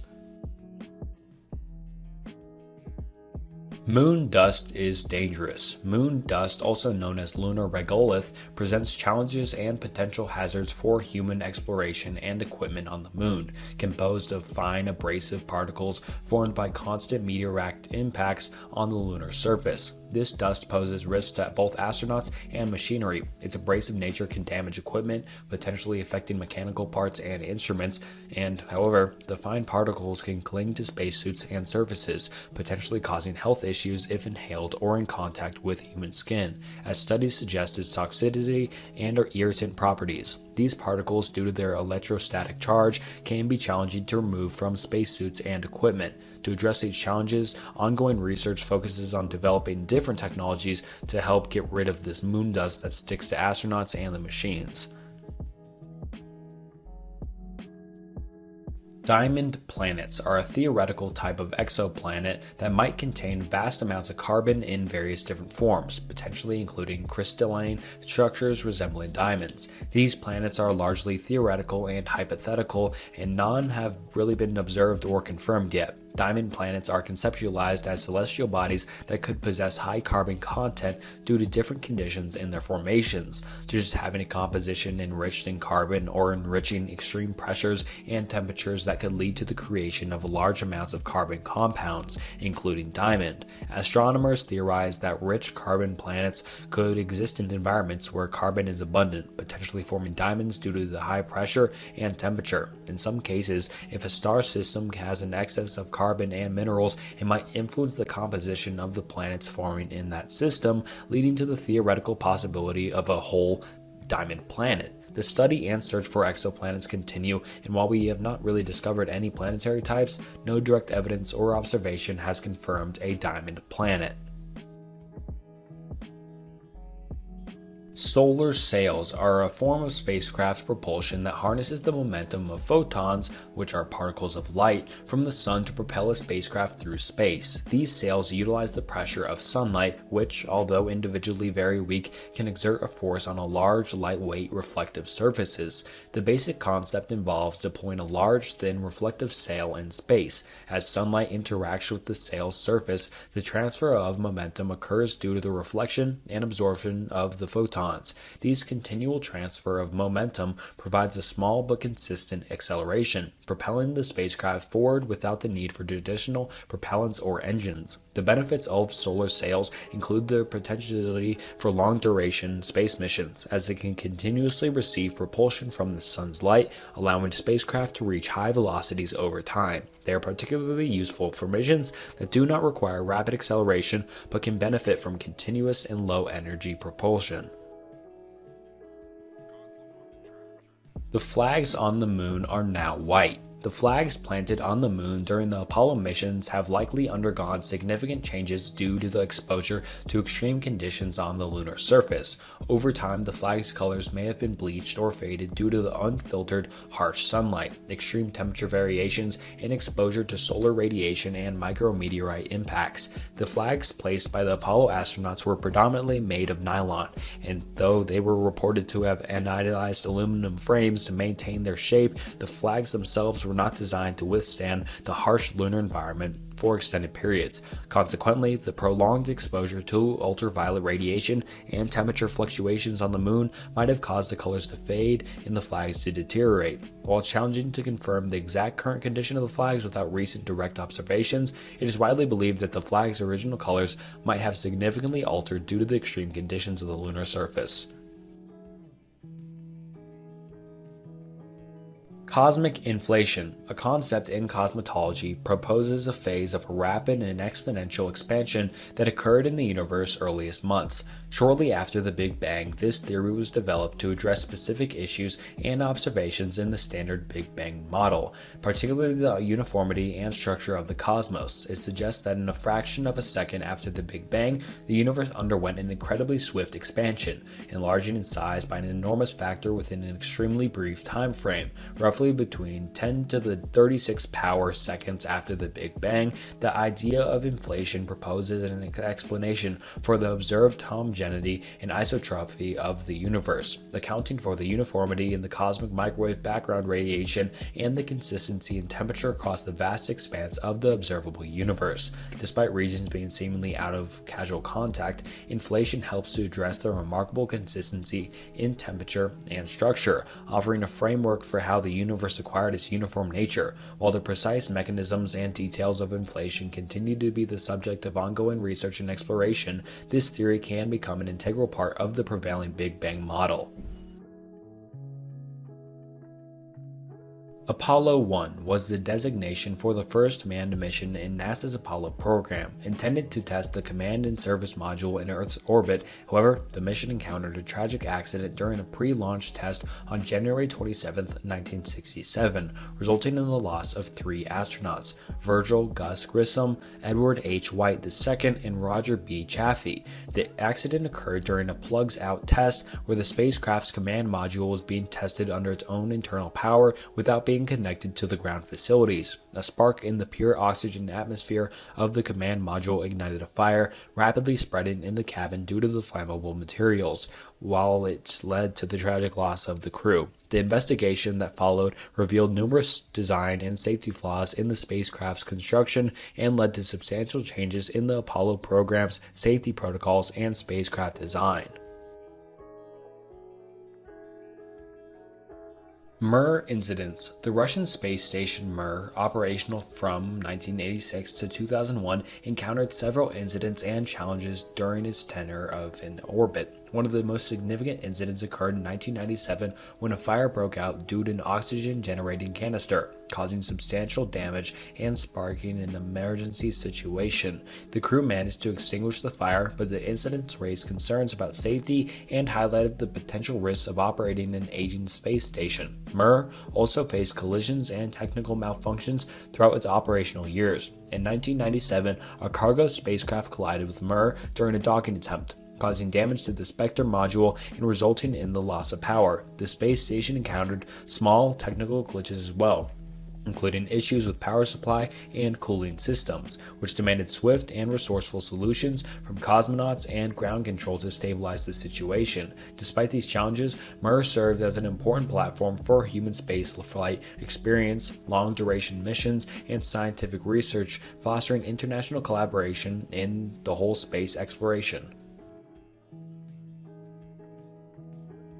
Acceleration and gravity equivalence. The equivalence between acceleration and gravity, proposed by Albert Einstein's theory of general relativity, states that there's an indistinguishable relationship between the effects of acceleration and gravitational fields in a local region of space-time. In this principle, if one were in a sealed environment experiencing uniform acceleration, akin to being pushed against the floor, the sensation would mimic the force felt due to gravity on Earth. This concept implies that gravitational fields and accelerated reference frames are fundamentally linked, suggesting that gravity, rather than being a force between two masses as Newtonian physics described, is better understood as the curvature of space-time caused by mass and energy. This fundamental equivalence principle forms the basis of Einstein's exploration of gravity and the relationship to the curvature of space-time, offering profound insights into our understanding of the nature of gravity and its effects on the fabric of the universe. Titan lakes. Titan, Saturn's largest moon, is notable for its vast liquid hydrocarbon lakes and seas, making it the only celestial body in our solar system, aside from Earth, known to have stable bodies of liquid on its surface. The lakes and seas on Titan are primarily composed of liquid methane and ethane, which are in a liquid state due to the extremely low temperatures and high atmospheric pressure on the moon. Some of these lakes and seas cover substantial areas, with Kraken Mare being the largest known body of liquid on Titan, estimated to be larger than the Caspian Sea on Earth. The Cassini spacecraft during its mission observed and mapped these liquid features on Titan's surface, revealing their diversity, distribution, and composition. These lakes and seas have distinct features and shorelines, suggesting that they undergo processes similar to Earth's bodies of waters, such as evaporation, rainfall, and the formation of river-like channels.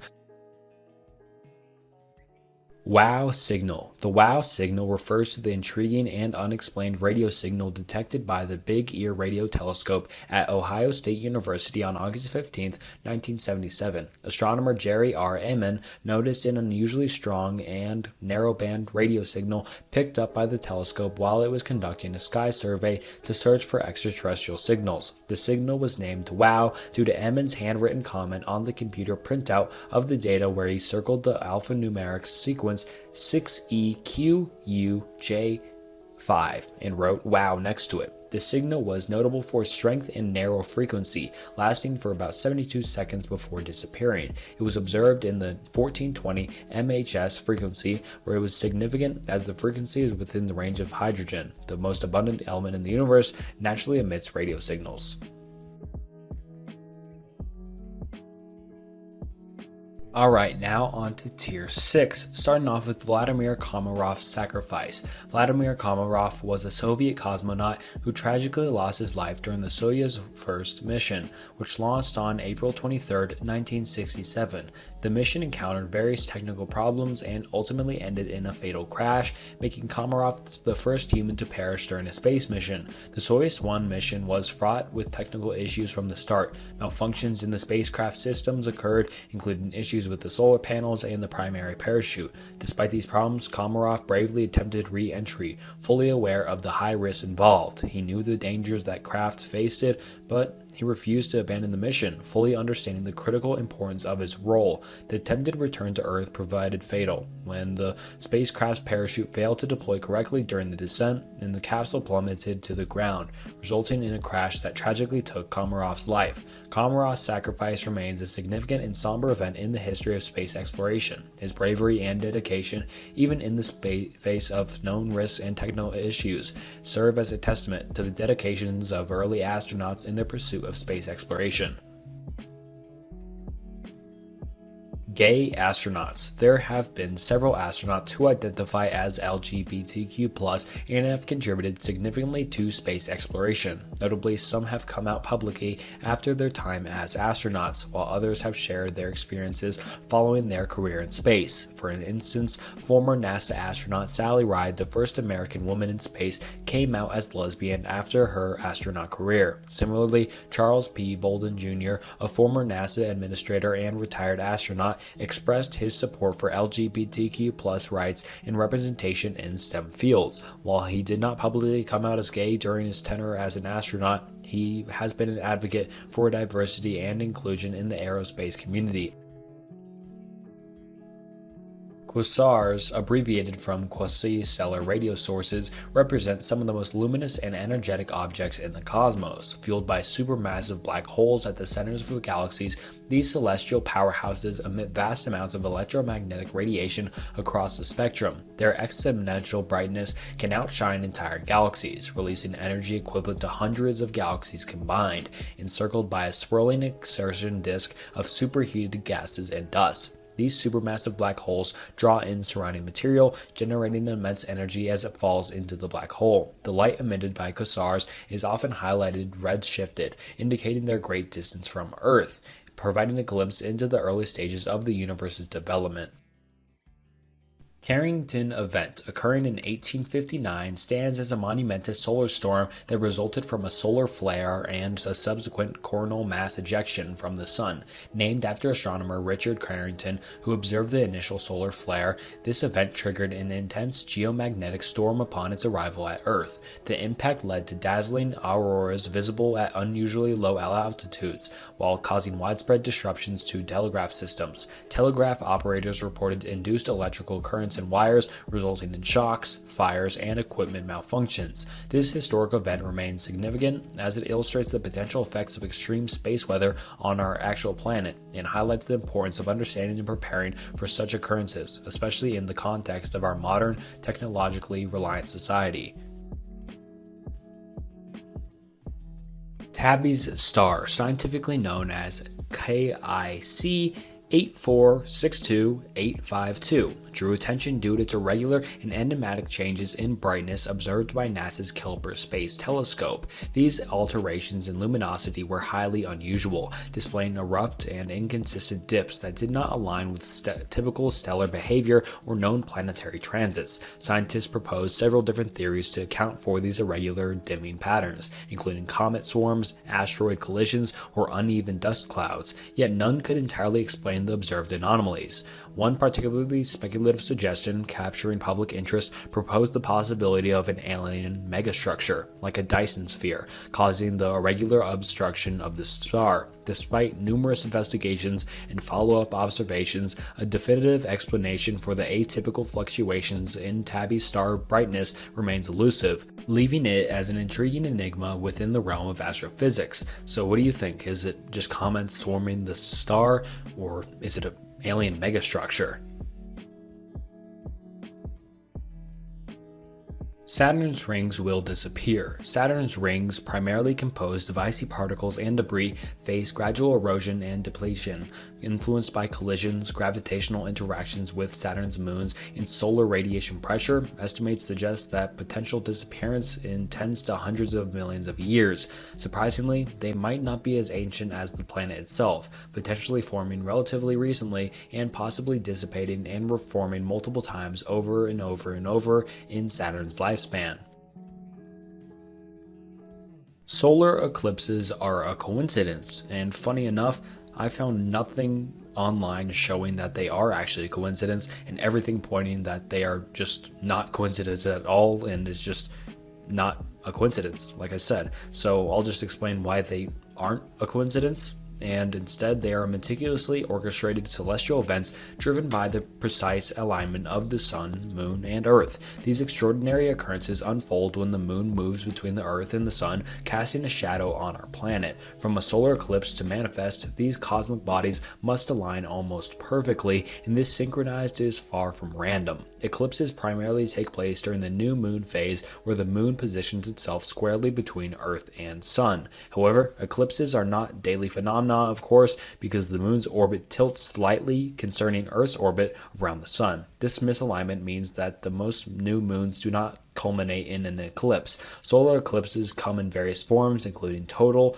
partial, and annular, contingent of the specific positioning and distance between the sun, moon, and earth. This regularity and predictability of solar eclipses are a testament to the stable orbits of these planets, and so they aren't coincidences like the entry said. But if anyone wants to argue in the comments, go ahead. Gravity is not a force. In the framework of general relativity, gravity is not considered a force in the traditional Newtonian sense, but rather a consequence of the curvature of space-time caused by the presence of mass and energy. According to Albert Einstein's theory, massive objects such as planets, stars, and galaxies curve the fabric of space-time, and this curvature determines the paths that other objects follow. Objects move along what they perceive as straight lines within this curved space-time, creating the appearance of gravitational attraction. In this context, gravity is not a force acting between two objects, but rather the result of the way matter and energy bend the fabric of the universe, influencing the motion of objects within that curved space where we are. So it's not technically gravity, it's technically the Earth and the space-time and stuff like that. Pretty complicated, but I hope I explained it decently.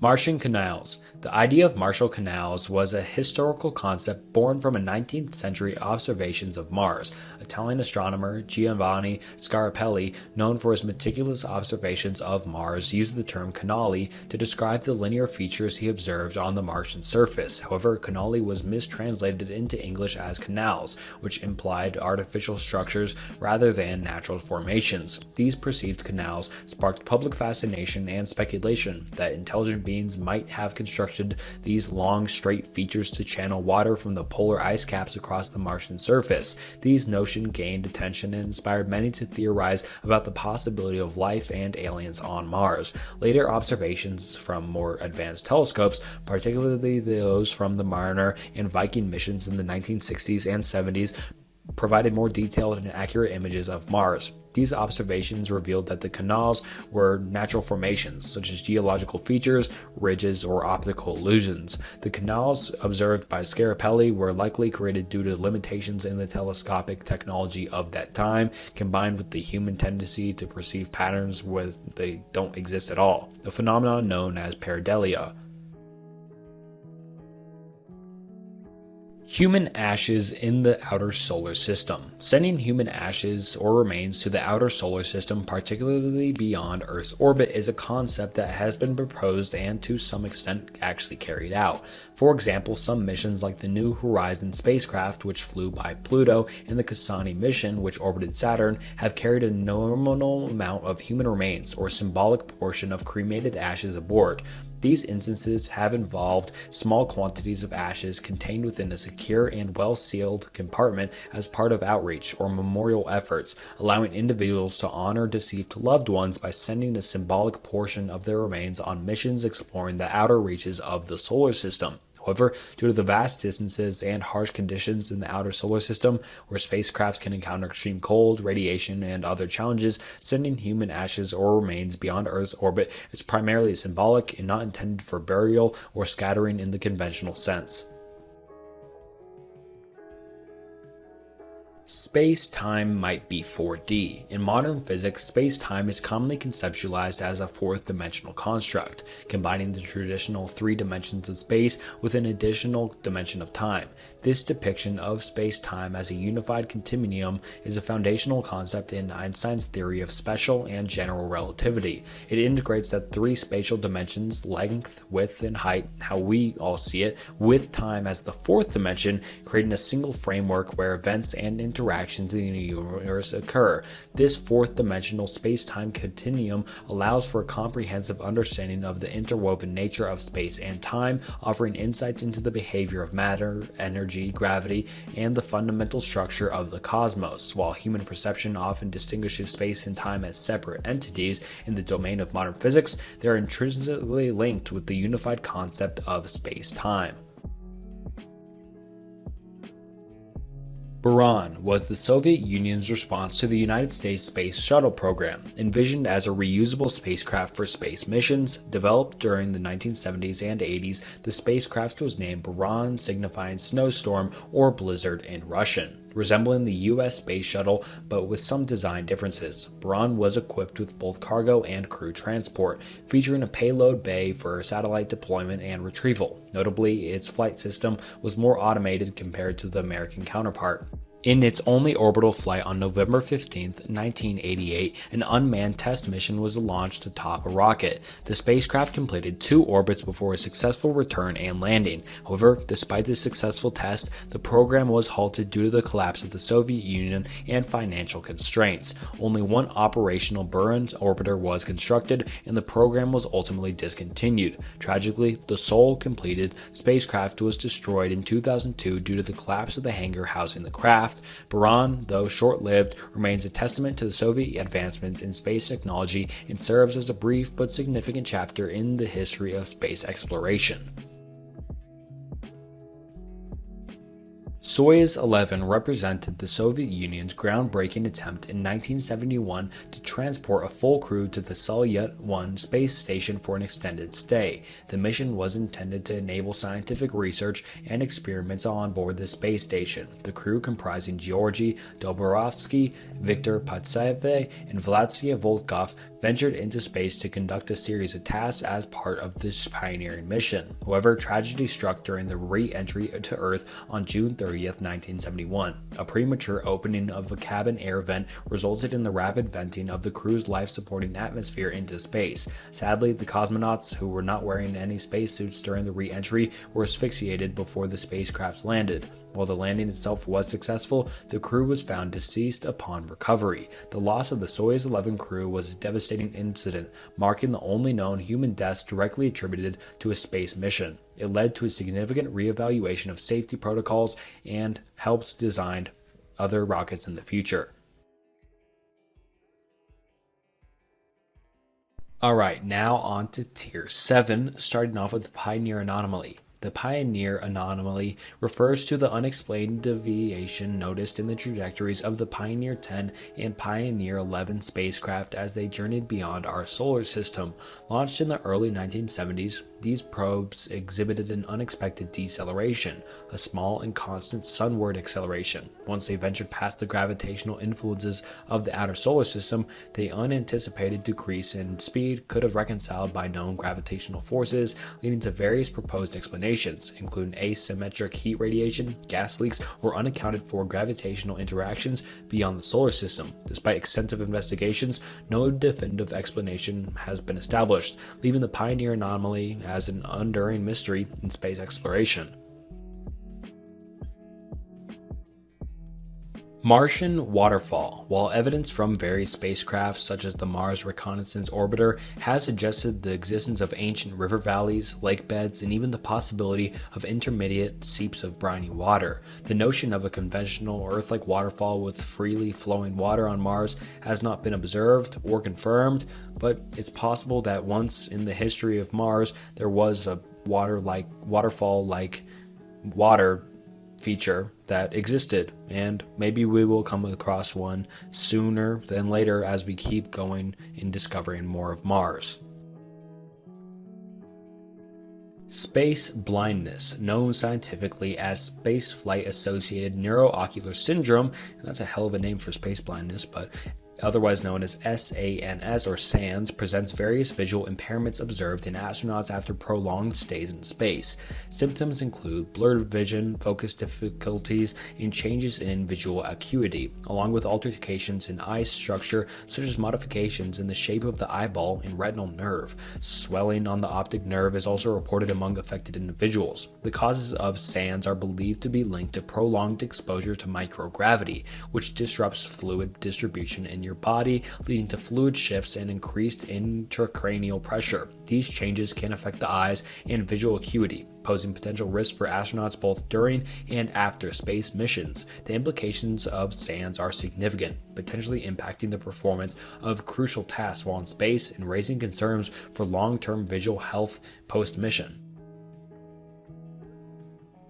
STS-7 window damage. The 7th mission of NASA's Space Shuttle program faced an unusual incident involving window damage. Launched on June 18, 1983, STS-7 carried the Space Shuttle Challenger and marked several milestones, including the first American woman in space, astronaut Sally Ride. During this mission, a small dent was noticed on one of the orbiter's windows. The source of the damage was found to be a fleck of paint or other minuscule debris that collided with the window at high speeds, causing a tiny pit in the glass. gas. The damage was not considered to be a significant threat to the mission's safety, and the orbiter continued its flight without any major concerns. NASA's engineers and experts thoroughly examined the window and deduced that it did not pose any risk of compromising the shuttle or the crew's safety. Oumuamua Spaceship Conspiracy. This interstellar object known as Oumuamua, detected in 2017 as it passed through our solar system, sparked a variety of hypotheses, with one of the most sensational being the speculation that it might be an alien spaceship. Its unusual features, particularly its elongated shape and atypical trajectory, led to speculation about its potential artificial origin. Oumuamua's lack of observable comet-like activity added to the intrigue, as it did not display the expected tail or typical features associated with natural celestial bodies. Some proposed that its non-gravitational acceleration might suggest artificial propulsion. However, the scientific community largely leaned towards natural explanations for Oumuamua's characteristics. Astronomers suggested that the object might be fragmented from a disintegrated body or planet or a particularly shaped asteroid or comet. While the idea of Oumuamua being an alien spaceship was an intriguing theory, it lacked substantial evidence to support it and remains speculative. Dark energy, a hypothetical form of energy, constitutes approximately 68% of the total energy content in the universe. Its existence is proposed to explain the observed accelerated expansion of the cosmos. The concept of dark energy emerged from observations that revealed the universe's expansion is not only ongoing but accelerating. So the universe is just constantly getting bigger and bigger, but at the same time going faster and faster, getting bigger and bigger, obviously just faster every time. It's believed that dark energy is the force behind the accelerated expansion, countering the gravitational pull between galaxies. Dark energy is associated with a negative pressure and is thought to be uniformly distributed throughout space, acting as a repulsive force on the cosmic scale. However, the true nature and origin of dark energy remains largely unknown, and the concept of cosmological constant, initially proposed by Albert Einstein in his theory of general relativity once again, is one explanation for this enigmatic force. Other theories suggest it might be associated with hypothetical fields that dynamically influence the properties of space. Understanding dark energy is crucial in cosmology as it significantly influences the future fate and structure of the entire universe. The Great Attractor, discovered in the 1970s, is a prominent region in space located hundreds of millions of light years away from Earth. It's recognized for its significant gravitational influence on galaxies within our cosmic neighborhood. Inferred from the observed motion of galaxies in the universe, this gravitational anomaly exerts a powerful pull on nearby galaxies, causing their movement to converge towards it. Despite its influential force, direct observation of the Great Attractor is challenging due to its position obscured by the dense core of our Milky Way galaxy. This obstruction hinders the ability to study it using visible light. The Great Attractor isn't a single massive object, but rather a region influenced by collective gravitational pull of multiple galaxy clusters and superclusters. It represents an area where the density of matter is notably higher than its surrounding cosmic environment. So, who knows, maybe in the future we'll see what the Great Attractor is, but it's kind of scary to me for some reason. String theory. The string theory is a theoretical framework in physics aiming to describe the fundamental components of the universe. It proposes that particles aren't zero-dimensional points but tiny, vibrating one-dimensional strings. These strings vibrate at varying frequencies, producing different particles based on their vibrational modes, offering a way to understand particle properties. Additionally, string theory suggests that existence of extra dimensions beyond the familiar three spatial dimensions, which are thought to be complicated and exceedingly small. These theories suggest to reconcile quantum mechanics and general relativity, aiming to provide a unified explanation of the four fundamental forces of nature. Despite its promise, string theory faces challenges in experimental verification due to the need for extremely high energies, making direct confirmation or refutation difficult. Venusian dinosaurs. Venus has always captured the attention of humanity. Of all the objects that are in our night sky, it's the brightest, excluding the moon, and peering through his telescope in the early 17th century, Italian astronomer Galileo Galilei found Venus to be almost featureless. What he saw was Venus's defining, impenetrable layer of thick clouds, obscuring the surface and shrouding the planet in mystery, a mystery quite open to speculation. And one of the most outlandish, yet surprisingly common lines of his speculative reasoning was, quote, "I can't see a thing on the surface of Venus." Why not? Because it's covered with a dense layer of clouds. Well, what are clouds made of? Water, of course. Therefore, Venus must have a lot of water on it. Therefore, the surface must be wet. Well, if the surface is wet, it's probably a swamp. If there's a swamp, there's ferns. If there's ferns, maybe there's even dinosaurs. End quote. And that's really interesting to me how he just went down that quick rabbit hole and ended up thinking Venus had dinosaurs on it. The original observation was effectively a lack of an observation. The conclusion was dinosaurs. For decades and decades, this faulty logic played out harmlessly, rolling imaginations and powering the pens of scientific fiction writers. Published in 1895, Gustavus W. Pope's Journey to Venus weaves the tale of a fantastical trek to Earth's sister planet, placing Lieutenant Frederick Hamilton and his companion, the Martian Princess Sumalia, in a lush Venusian landscape inhabited by vicious dinosaur-like beasts.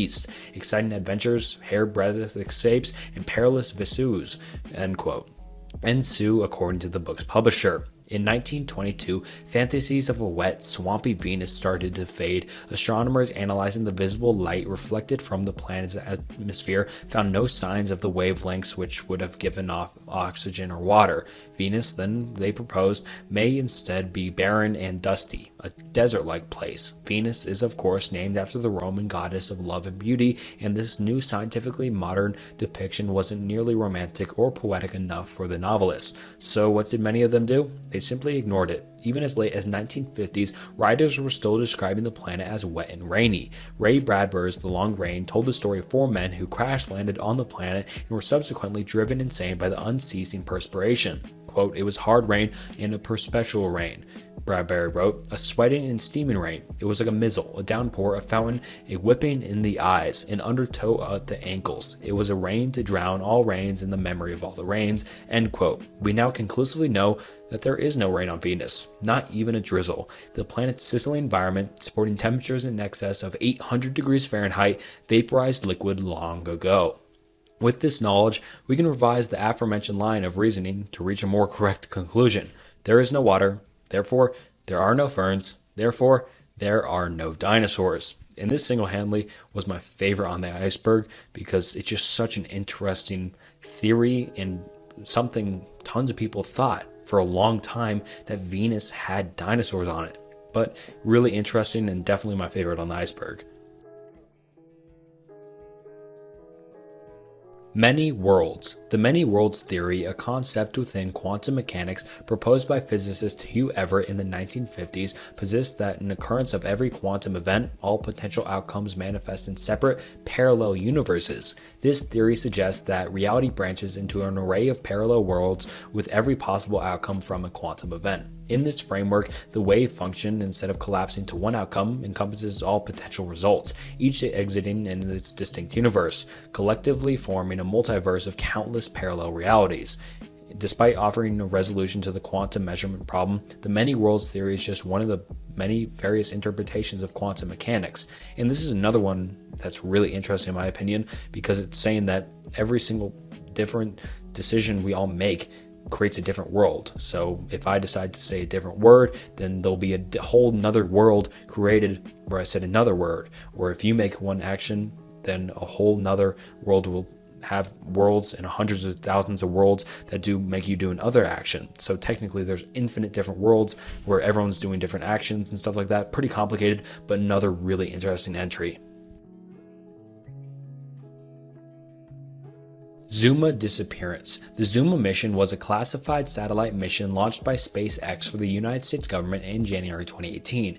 However, significant details about the mission, such as its purpose and the agency that oversaw it, remains classified. Reports emerged suggesting that the Zuma satellite failed to reach its intended orbit, leading to speculation about its disappearance or failure in space. The satellite was launched aboard a Falcon 9 rocket and appeared to have been successfully deployed. However, various news sources reported that the satellite might not have functioned as intended, with conflicting claims about whether the mission was unsuccessful due to the fault in the satellite itself or the result of a failure in the deployment process. Official details about the fate of the Zuma mission are scarce due to the classified nature of this operation, and the lack of public information and the secrecy surrounding the mission's purpose has led to tons of conspiracies surrounding the fate of the satellite. Alright, now on to Tier 8, starting off with the starquakes. Known as stellar quakes are seismic activities occurring within stars that mirror the geological phenomena or earthquakes that are familiar on Earth. These events are typically caused by stress and movement of matter within the stellar interior, leading to the generation of seismic waves that propagate through the star's structure. Their occurrence is often linked to factors such as magnetic activity, convective processes, and interactions within various layers of the stars. For instance, in a highly dense celestial body like neutron stars or pulsars, starquakes may be induced by intense gravitational forces and rapid rotation. Observantly, starquakes are detected by studying fluctuations in a star's brightness or surface oscillations. Final parsec problem represents a challenge within astrophysics, focusing on the gravitational interaction and merging process of supermassive black holes, particularly at the centers of galaxies. These black holes, often millions to billions of times the mass of the Sun, are expected to merge during galactic mergers. However, as they approach the last parsec, about 3.26 light years away from each other, a significant obstacle arises. The dynamics of a three-body system involving two black holes and the surrounding stars poses difficulties in their gravitational interaction. At this critical distance, the black holes may stall or expel one another due to the gravitational interactions, hindering their ultimate merger. Astrophysics are actively studying these systems to resolve this problem, exploring the role of nearby stars and surrounding matter in either facilitating or impeding the merging process.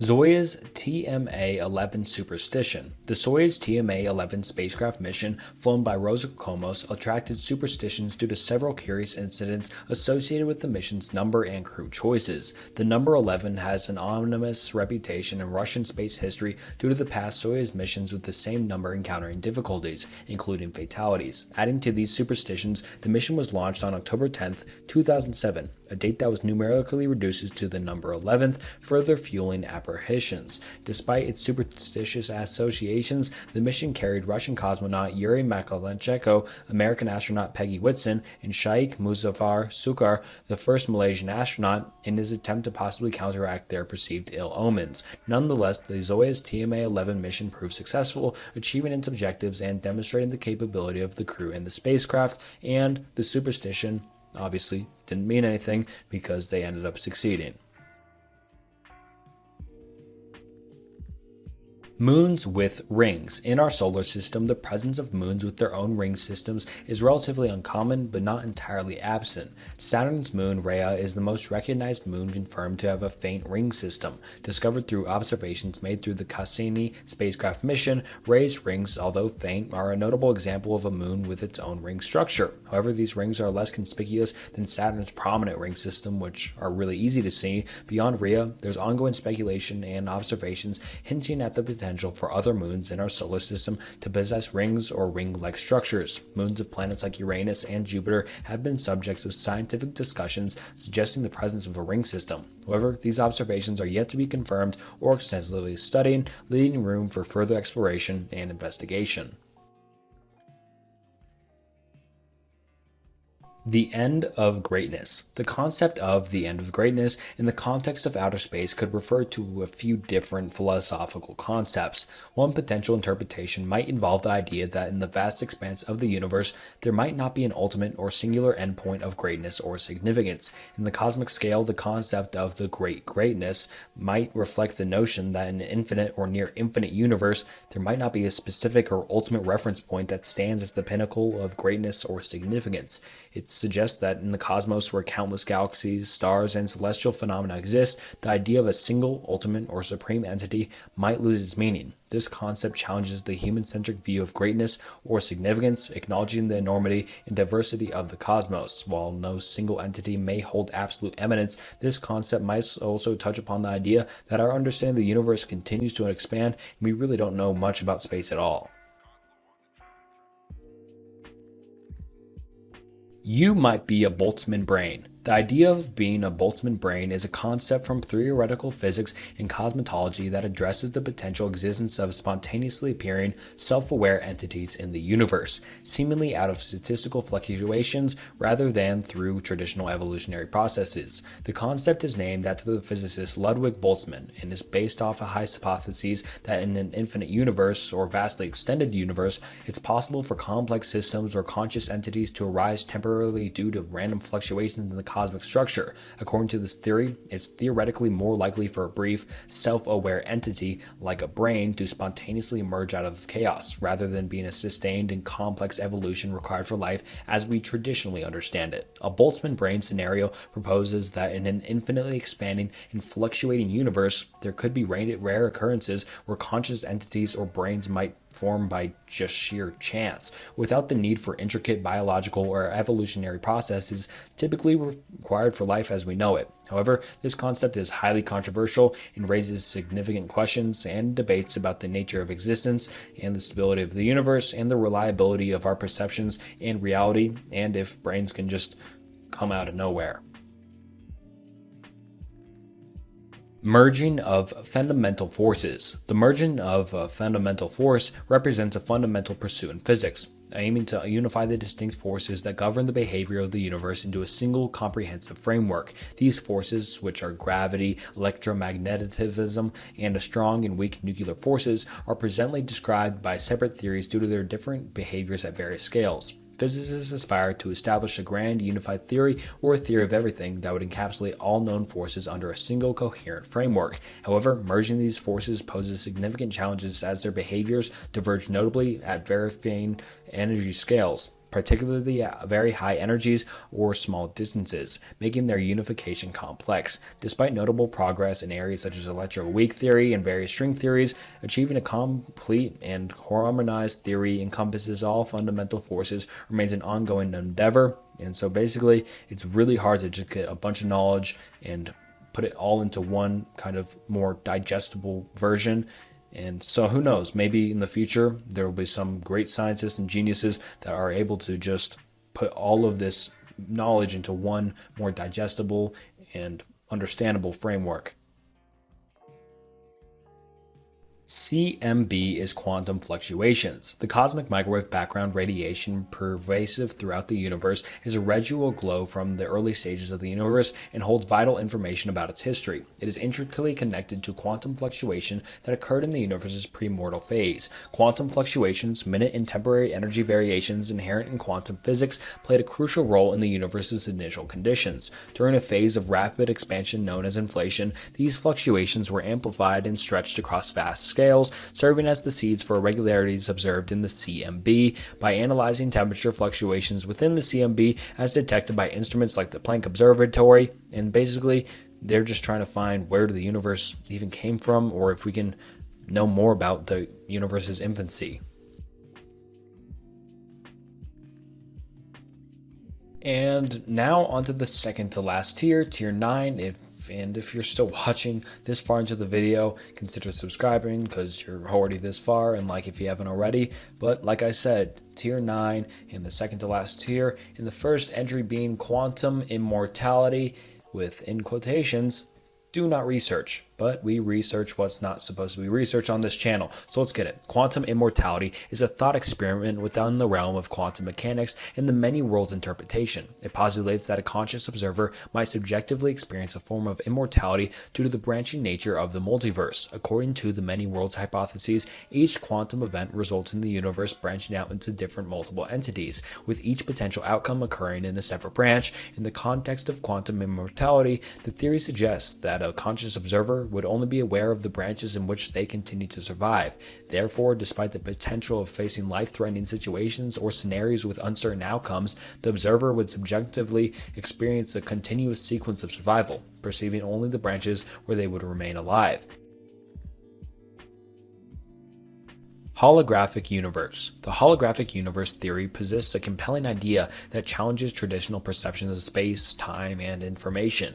It suggests that information describing a three-dimensional space could potentially be entirely encoded on a two-dimensional surface, akin to how a hologram captures a three-dimensional image on a flat surface and looks 3D but it's really 2D, originating from investigations into the string theory, black hole physics, and entropy. This theory proposes that we might perceive as a three-dimensional universe might actually emerge from information stored on a lower dimensional boundary.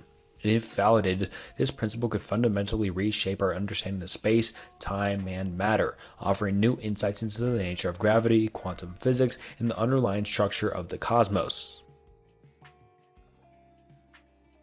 Only one electron exists. This concept, proposing that only one electron exists, is an intriguing hypothesis introduced by physicist John Wheeler. It suggests that myriad electrons observed in the universe could potentially be manifestations of a single electron moving back and forth through time. This theoretical proposal was intended to illustrate the intricate nature of electron behavior within the framework of quantum mechanics. It's not a literal claim of the physical existence of a sole electron, but rather a thought experience designed to accentuate the challenges in discerning individual particles at the quantum level, and really complex stuff that I can't even wrap my head around, but I'm trying to just explain it the best I can, and I hope I am doing a decent job at explaining this. But a lot of these theories and stuff like that are really complex, and so they're really hard to just kind of get on a flat level and explain, so hopefully I'm doing a good enough job. Astronaut Edgar Mitchell believes in UFOs. Astronaut Edgar Mitchell, known for his historic Apollo 14 moonwalk, openly expressed his belief in the existence of unidentified flying objects, otherwise known commonly as UFOs, and their potential visitation to Earth. Post his astronaut career, Mitchell became an advocate for UFO research, suggesting that governments were withholding evidence supporting the idea of a UFO visitation. He founded the Institute of Noetic Sciences, focusing on consciousness exploration and human potential, which also delved into unconventional phenomena. While Mitchell's beliefs on UFOs were personally held, they were not widely endorsed within the scientific community and remained a topic of controversy, standing outside the mainstream scientific discourse. But don't you think it's a little bit weird that an astronaut started doing a bunch of UFO research when he came back to Earth? Who knows? But it's just a theory and conspiracy.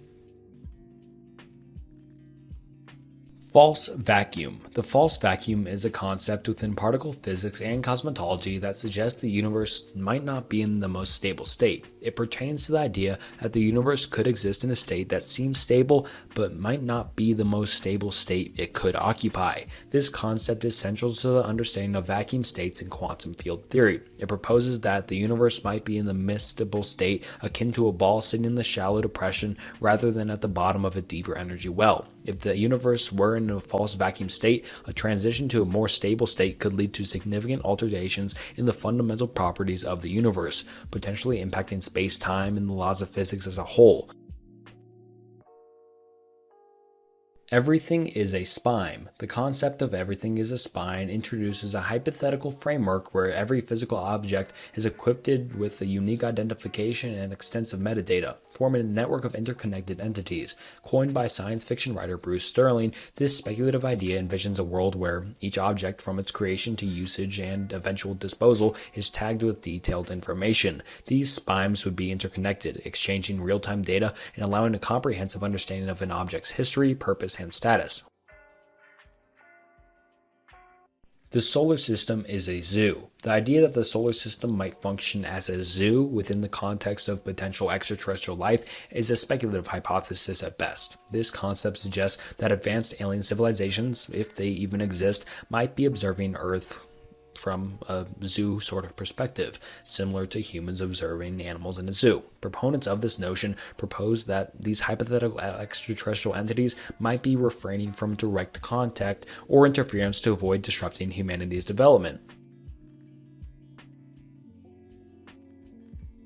Now, onto the final tier of the space iceberg, Tier 10. So let's get into it. The universe might be a fundamental particle. The proposition that the universe could be a fundamental particle emerges from certain quantum cosmological theories, notably within the framework of holistic quantum cosmology. This speculative concept proposes that the entirety of the universe, including its matter, energy, and space-time, might be seen as a fundamental particle with an unknown broader context. It suggests a metaphorical comparison, likening the potential quantum nature and the behaviors of the universe to those observed in particles within quantum physics. The axis of evil refers to an intriguing anomaly observed within the cosmic microwave background. Once again, we're going back to the cosmic microwave background, so it's pretty important. But anyways, the residue radiation from the entire universe. This anomaly possesses to the unexpected alignment or pattern in the distribution of hot and cold spots in the cosmic microwave background. Deviating from the assumed isotropy of the universe, this surprising alignment, discovered in the early 2000s, has raised questions and debates within the scientific community about its significance. Some scientists argue that it might be a statistical fluke or an outcome of seismic errors, while others suggest it could indicate unknown cosmological phenomena. Unraveling the true nature and significance of this alignment is the ongoing subject of investigation and debate. Reality is just information. Understanding reality as fundamentally rooted in information is a concept emerging from the intersections of theoretical physics, informational theory, and quantum mechanics. At its core, this idea proposes that the essence of the universe in all its aspects can be comprehended and described through the lens of information, akin to how data is processed and encoded. One facet of this notion is the holographic principle, suggesting that the totality of information about a volume of space might be encoded on a lower dimensional surface, hinting that our three-dimensional reality could be just a hologram projected from a two-dimensional source. Quantum mechanics, with its probabilistic nature and the role of observation, adds another layer to this concept by imitating in the properties and behavior of particles might be fundamental information. And so basically, this one is just saying that reality is just information that is kind of put there. I don't know, this is high level stuff, so I'm trying to do my best to explain this, but once again, I'm not any sort of scientist or physicist. Living stellar objects. The idea of living stellar objects presents a metaphorical concept suggesting that certain celestial bodies like planets, particularly stars, might exhibit processes or behaviors that bear resemblance to characteristics of life observed on Earth. This metaphorical analogy often stems from attempts to describe the complex and intricate phenomena associated with stars using terms typically associated with living organisms, such as growth, cycle, and the notion of birth and death. However, it's crucial to emphasize that this term living is used more figurative than literal, used to draw conceptual parallels rather than suggesting actual life existing on stars or that stars actually are life. So it just kind of draws a parallel between the two, and it's not saying stars or planets actually have living ideas and stuff like that like humans, but they just follow the similar characteristics. Another universe seen in the CMB, once again going back to the cosmic microwave background, and this speculation about detecting another universe with and within the cosmic microwave background arises from the anomalies observed in the CMB data. These irregularities have led to conjecture about the potential existence of alternate universes or realms beyond our observable universe. These anomalies in the CMB have fueled discussions about multiverse theories, suggesting the possibility of multiple universes, each with distinct physical laws or conditions. However, the idea of identifying evidence of another universe within this BMD remains highly speculative and subject to many debate within the scientific community. Backwards time travel is possible inside a black hole. This theoretical concept of potential backwards time travel inside a black hole emerges from mathematical solutions within the realm of general relativity. These solutions suggest scenarios, particularly within the context of rotating black holes, where extreme spacetime curvature might permeate closed time-like curves or paths that loop back on themselves, theoretically enabling backwards time travel. However, this concept remains deeply theoretical, and no one really knows how it even works, but it is saying that black holes might be a possibility of time travel back to the future or to the past, which is a really cool theory.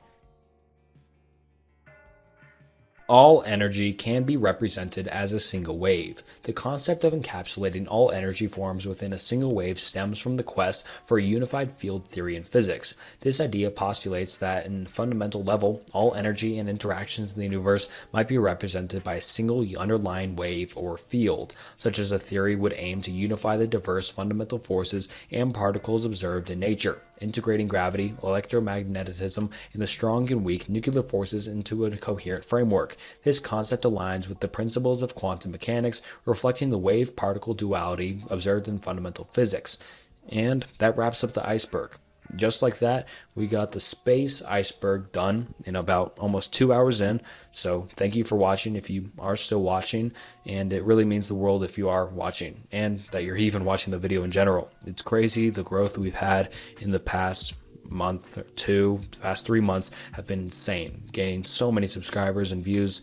I just am very grateful. Thank you all for watching. It's just crazy. And the next goal being 100,000. So if you're watching, make sure you subscribe if you're not. 100K around the corner, hopefully. And go watch another one of my videos if you want. I may have tons of different icebergs, and I'm sure one will pique your interest. So with the outro out of the way and the entire iceberg done, see you guys next time.